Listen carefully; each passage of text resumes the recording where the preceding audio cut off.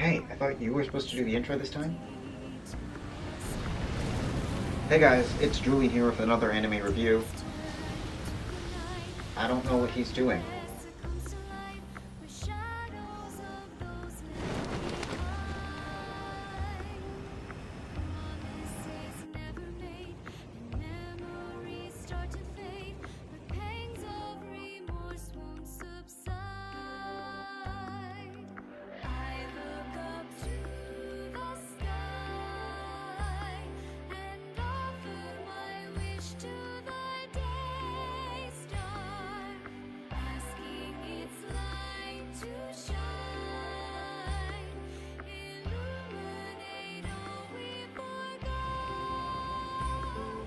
You know, this kind of reminds me of that odd anime I saw the other day.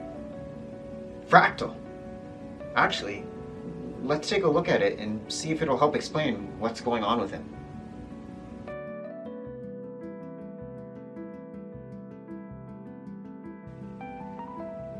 So, I'm not gonna lie, I hadn't even heard of this anime until a few days ago when I popped in an old Funimation Blu-ray disc, and this was the ad that came up when I first put in the disc. I was really intrigued by the trailer, and I quickly searched it up and found out it was only 11 episodes.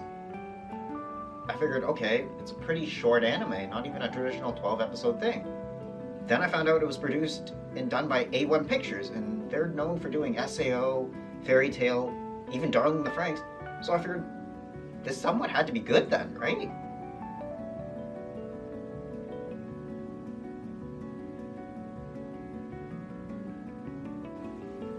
Well, it seems like he's still downloading data, which kind of explains this.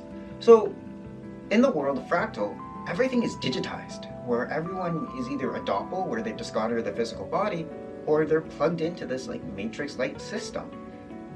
There is no one that doesn't live within Fractale's design. Fractale had launched these balloons up into the world, which kind of fully digitized the world, which allowed them to see things that they wanted to see. They could become what they want. They were no longer bound by their kind of bodies, in a sense. Only some of them. I mean, some of them had doppels, while others still lived and breathed regular human lives. Fractale, this organization, created this technology, and they ran the whole world, essentially. People became so dependent on them that no one knew how to live without Fractale. So when these balloons started falling from the sky, there would be dead zones created on Earth, and these people became like zombies. They could not live without it, so they would kind of migrate to where there weren't any dead zones. And as time went on, more and more dead zones started popping up. Fractale's influence and power started to diminish, but people's need of them did not.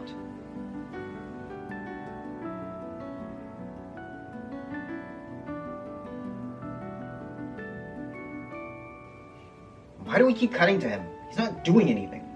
Anyway, as I was saying, so the story follows Clain, who decides to keep his physical body while his parents adopted doppels. And he is obsessed with old technology from the past. He loves collecting it and seeing how it worked back in the day. He's just really obsessed with it. Until one day, he meets a princess, or a priestess, named Phryne, and she's on the run. He is immediately taken by her in her beauty, and decides to follow her and try to get to the bottom of what's going on. He doesn't decide to press her immediately, but as time goes on, she leaves too much of a mystery that he just has to figure out and solve. Well, Phryne decides to leave one day and leaves him a doppel named Nessa. Well, Nessa's no ordinary doppel because doppels can't really interact with physical humans because they're illusions, essentially, projections. Well, Nessa's different. She can actually touch and interact with physical objects. So what is she? Clain decides to figure this out while tracking down Phryne, and that is where their huge adventure takes off. It leads in so many twists and turns, but also well paced. It does do the sci-fi genre really well in terms of explaining what's going on and why things have kind of turned out. But I do find it a little funny that even in a so technologically advanced era, we're still dealing with themes of priests and priestesses in this kind of genre. Overall though, I do think it was really great that even in 11 episodes, they were able to tell such a complete and heartfelt story, while also being very philosophical in terms of thinking about, well, should we really immerse ourselves in this much technology? This is an anime original, meaning there was no manga to base off of or light novel, but it did actually end up having a manga, but the director did sadly cut it short, as the artist kind of behind it kind of felt the story was kind of boring. And I can kind of see where they were coming from, because for those that aren't used to that sort of pacing, I get it, they wouldn't understand, but it does tell a really brilliant and vibrant story that I do really, really recommend you guys check out, because this is a really hidden gem that has kind of slipped under a lot of people's radars. A1 makes a really good production, and this is no exception. Alright guys, it's time for Romance Corner, so you know what that means. We're looking at the top relationships or potential relationships in the series. Well, even though once again the series is not considered a romance genre, there is a obviously blooming romance in it. Clain and Phryne. It is very obvious from the very get-go of this series that Clain has a huge crush on Phryne and is constantly chasing her down because of it. He doesn't want to leave her side, and no matter how many times Phryne tries to run away, Clain is always there to go and chase after her. Even until the very end of the series, which I think really did it well, that even though it wasn't too much of an epic log, it did actually kind of show them together, sort of, so I was really happy with that. Again, not a huge spoiler in terms of what ends up happening, but it is nice to see that these two do stay together throughout the entire series, and that really holds them together and really makes them a really sweet couple. Even though they don't have as many coupley moments, they are still sweet. Alright, you guys know what time it is now for. It's the top 3 reasons as to why you should be watching this series. As if I didn't give enough already, here are the top 3 reasons.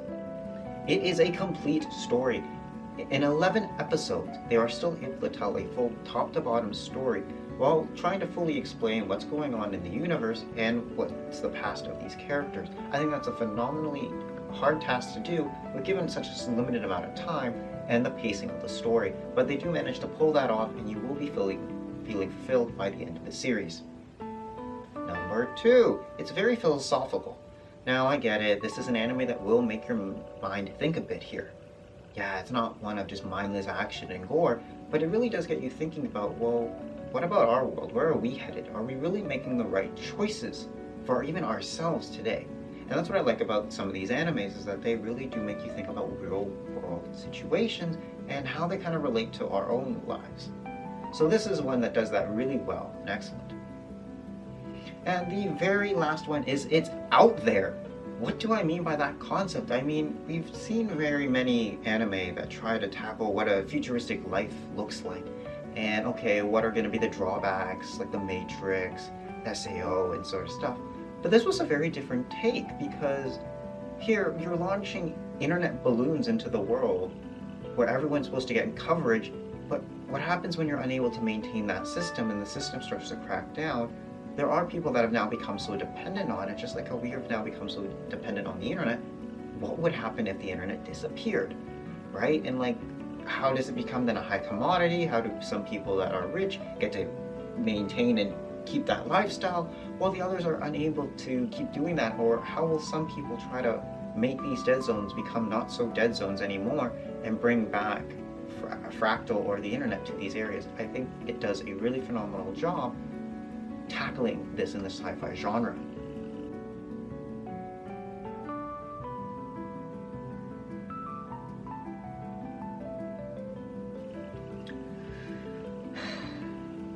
See, in the Fractale anime, when they need to download new updates, they usually have the people kind of gather in circles and look up to the sky, because again, looking up at the balloons, they're able to download their new updates. It seems like we might be in a dead zone, or our balloon is just on dial-up internet connection and it's just taking them a while to download this data packet. Well, maybe it'll take a while until the next anime review, so until then, see you guys around, and I'll see you guys in the next review. See ya!